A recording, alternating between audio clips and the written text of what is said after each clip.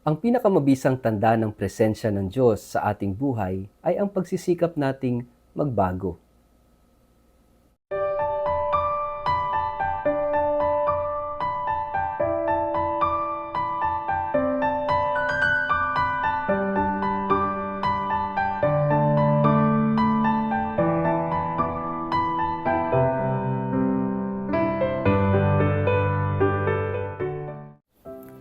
Ang mabuting balita ng Panginoon ayon kay San Lucas. Nang dumagsa ang mga tao, sinabi ni Jesus, "Napakasama ng mga tao sa panahong ito.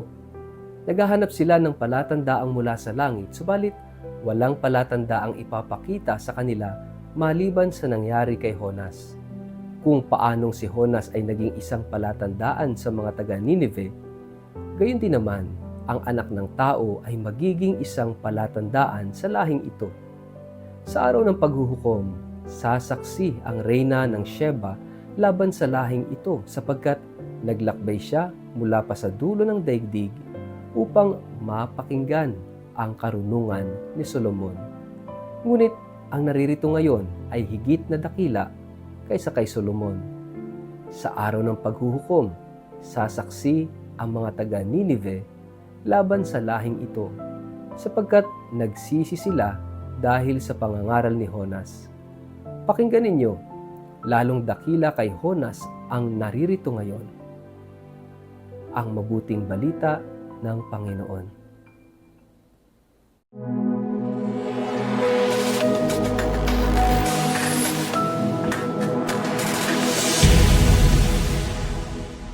Mapagpalang araw po sa inyong lahat. Kumusta po kayo? Ang atin pong word of the day ay conversion.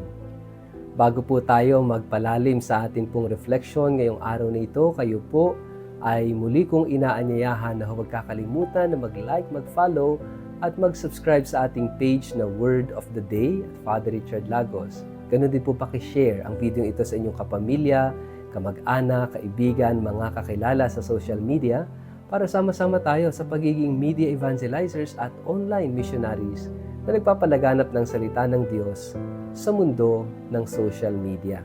Paki-follow na rin po at like or subscribe sa aking Instagram and YouTube channel. Mga kapatid, dinadala tayo ng ating Ebanghelyo sa isang napakahalagang palatandaan ng presensya ng Diyos sa buhay natin. Narinig po natin sa ating gospel na yung mga tao, they are looking for a sign upang sila'y maniwala kay Jesus na siya nga ang Mesiyas, na siya ang tagapagligtas. They needed a sign. Saan ba nanggagaling ito? Dahil sa mga propeta sa Old Testament, mayroong mga palatandaan ang mga propeta tungkol sa pagdating ng Mesiyas. At ito yung hindi maunawaan ng mga tao. That's why they cannot believe kay Jesus dahil isa sa mga palatandaan ay ang pagdating ni Elias.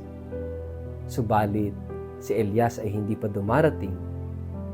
Napakahalaga na para sa kanila ay makita nilang si Elias ay dumarating galing sa mga alapaap na nakasakay sa karuwahe. And then, that is a sign that the Messiah is coming, or the Messiah has come. Pero hindi nila nakita na si Juan Bautista ang bagong Elias,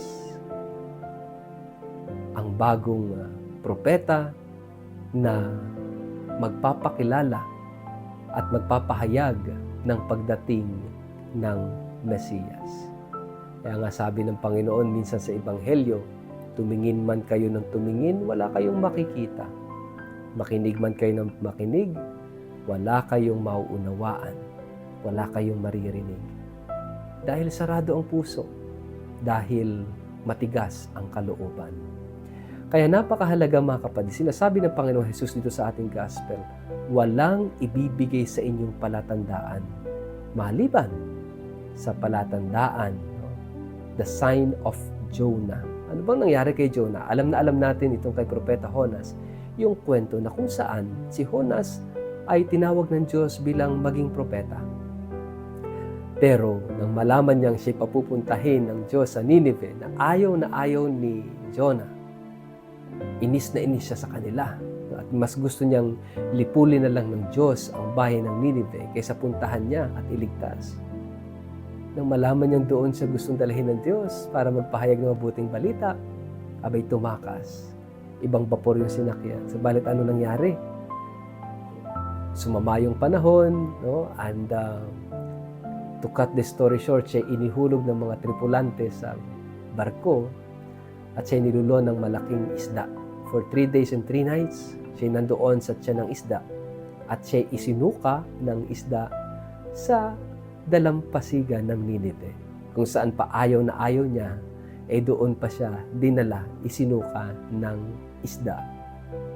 Ito'y isang comedy, di po ba? Isang nakakatawang kwento, pero may aral. At ano yung aral? Kahit takasan natin ang kalooban ng Diyos, pag ito'y gusto ng Diyos, doon pa rin tayo hahantong. Mga kapatid, pagdating ni Jonas sa Ninive, ng kanyang tupdin ang utos ng Diyos na pangaralan, pagsabihan at pagbantaan ang mga tao sa Ninive tungkol sa pagkagunaw nito kapag sila'y hindi nagbalik loob sa Diyos. Alam niyo po ang nangyari? Mula sa hari hanggang sa kanilang alagang aso, silang lahat ay nagbalik loob. Silang lahat nagsuot ng sako, naglagay ng abo sa ulo. Sila'y nagdasal. Sila'y nagbalik loob sa Diyos. This is the great sign of the Messiah. Ito yung palatandaan ng pagdating ng tagapagligtas. And this will also be the sign ng pagdating ng tagapagligtas sa buhay mo, sa buhay ko, sa buhay natin. Kapag tayong lahat ay nag-umpisang magbago ng ating kalooban, ng ating pamumuhay, at ibalik ang ating puso sa puso ng Diyos. This is the only sign na ibinigay ni Jesus. Subalit, batid natin na yung mga Pariseo ay hindi nakinig kay Jesus. And that is why sila'y hindi pinagharian ng Diyos. Mga kapatid, napakahalaga ng salitang conversion, metanoia in Greek. Sapagkat ang conversion, ang pagbabalik loob, ay pagbabago ng ating mga pananaw sa buhay. It is as if we allow Jesus to change our way of thinking para yung ating way of thinking will be patterned after the way of thinking of the Lord. Kung paano mag-isip si Jesus. Kung ano ang isip ng Diyos, kung ano ang plano ng Diyos, kung ano ang gusto ng Diyos. It's the way we think. Kaya nga mga kapatid, ito yung ating hilingin sa Diyos sa araw na ito. That gift of conversion, ng pagbabagong buhay. Sapagkat kung tayo man ay makapagbago ng pamumuhay, lahat ng yan hindi dahil malakas tayo o magaling tayo. It is because of the grace of God. Grasya pa rin ng Diyos upang tayo'y magbagong buhay. Kaya kung nahihirapan ka sa pagbabago ng iyong buhay, ibig sabihin you have to ask God even more, even deeper. Pakiusapan mo na biyayaan ka niya para ikay makatahak sa landas ng pagbabago. Sa ngalan ng Ama at ng Anak at ng Espiritu Santo. Amen. Ama naming Diyos, hawakan mo, hipuin mo ang bawat isa sa amin upang sa ganoon kami magkaroon din ng kagalingan, upang sa ganoon kami mapuspos ng iyong pagmamahal, at upang kaming lahat ay makatahak sa landas ng pagbabago ng aming sarili at ng aming pamumuhay. Amen. Pagpalain po kayo at ingatan ng makapangyarihang Diyos, Ama at Anak at Espiritu Santo. Amen.